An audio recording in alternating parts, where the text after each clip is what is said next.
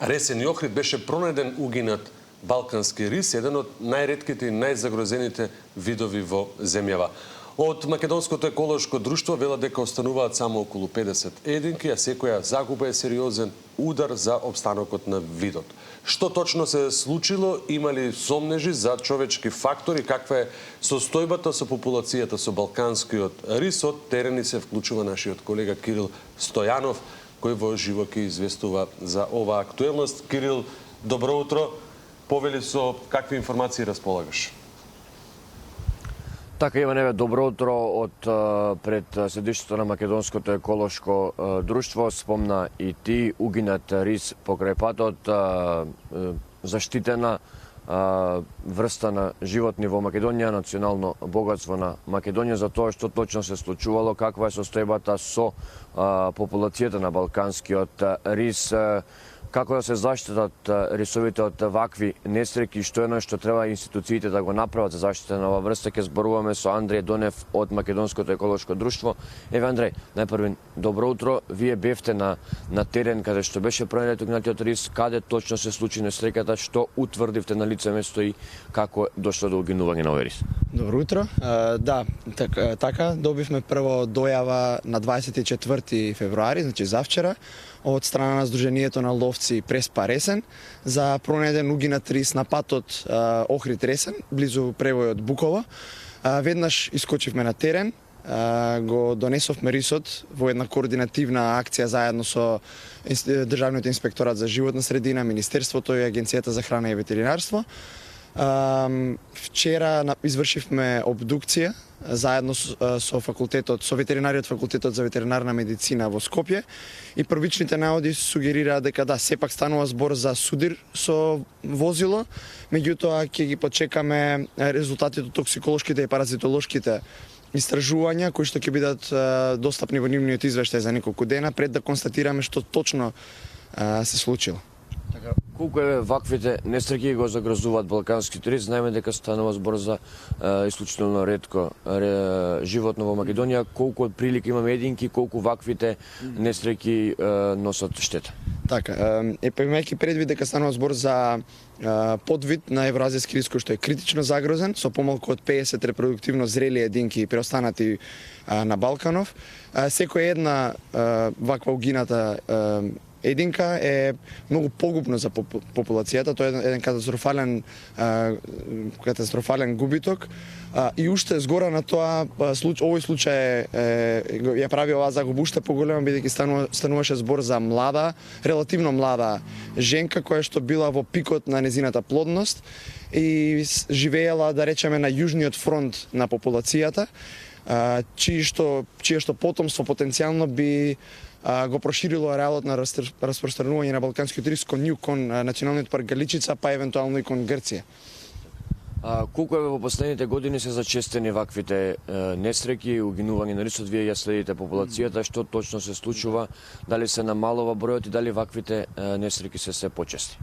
Така, во рамките на програмата за закрепнување на балканскиот рис, преку која Македонското еколошко друштво активно работи, го проучува и зачувува балканскиот рис веќе 20 години, ова е втор ваков пријавен случај за угинато животно при судир со возило. Дополнително имаме неколку неофицијални дојави за криволов на балкански рис и сметаме дека барем една единка годишно е жртва на криминал од ваков тип. Меѓутоа, со активно работење на подигање на јавната свест преку едукација и вклучување на локалното население, сметаме дека овој број на угинати животни е намален и доправа ќе се намалува. Во објавата после пронајдувањето на рисот имавте неколку совети за тоа како може да се заштитат. Колку е ваквите патни правци, особено овој кој што ти го спомна каде што беше пронајден, меѓутоа и другите патни правци да се направат безбедни за поминување на балканскиот рис, за да може непречено да функционира во природата. Во инфраструктурно поразвиените земји како Централна и Западна Европа, каде што живее исто така евроазијски рис, е утврдено дека една од главните закани и причини за смрт, за угинување на единки се всушност судири со возила. Тоа кај нас се уште не е главната закана, меѓутоа сведочиме еден интензивен период на развој на тоа поле во изминативе години и заради тоа очекуваме, доколку не се превземе ништо, овој број на вакви жртви да се зголемува. Затоа апелираме да се предвидува просторно планирање со така наречена зелена инфраструктура.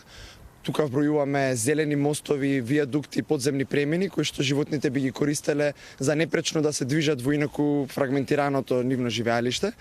Во моментот во државава не постои таков зелен премин, освен оние кои што се непланирано направени, затоа заради тоа што релјефот наложувал така.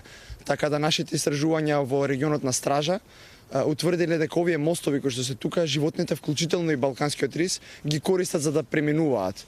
И е докажано не само тука, туку и со бројни студии низ Европа дека е многу ефикасен метод за тоа. А превојот Буково, каде што беше најдена угинатата рисица пред 2 дена, е баш едно такво тесно грло кое што ги поврзува масивот Илинска плакенска бигла со националниот парк Галичица, каде што сите животни мигрираат преку овој превој тука. Еве, вие ни сите овие години, повеќе пати сме разговарале, работите на заштита на балканскиот рис, на промоција на неговата важност, на подигање на јавната свест.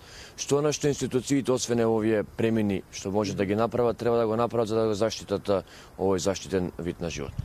Да, само заедничка координативно делување помеѓу владините органи и граѓанските организации може да ги ублажат и намалат ваквите случаи и да го спречат истребувањето на балканскиот рис со кој што се соочуваме во последниве децении.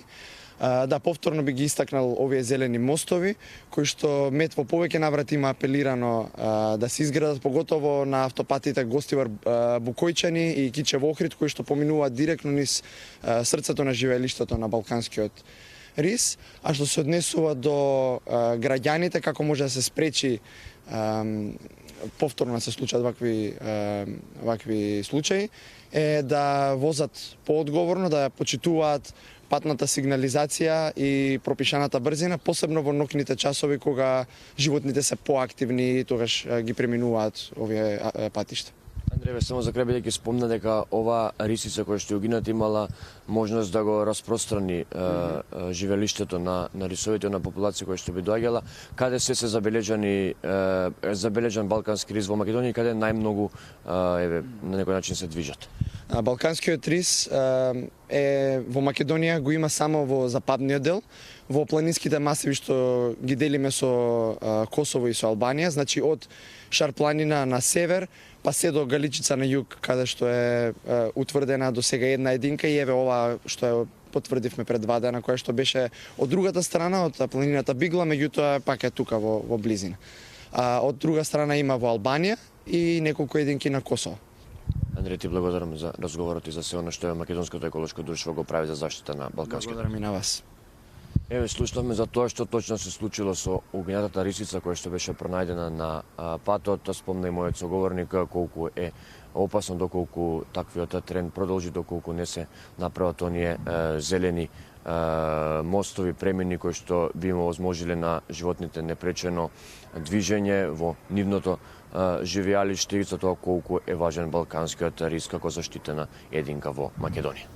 Кидел, благодариме за овој детален извештај.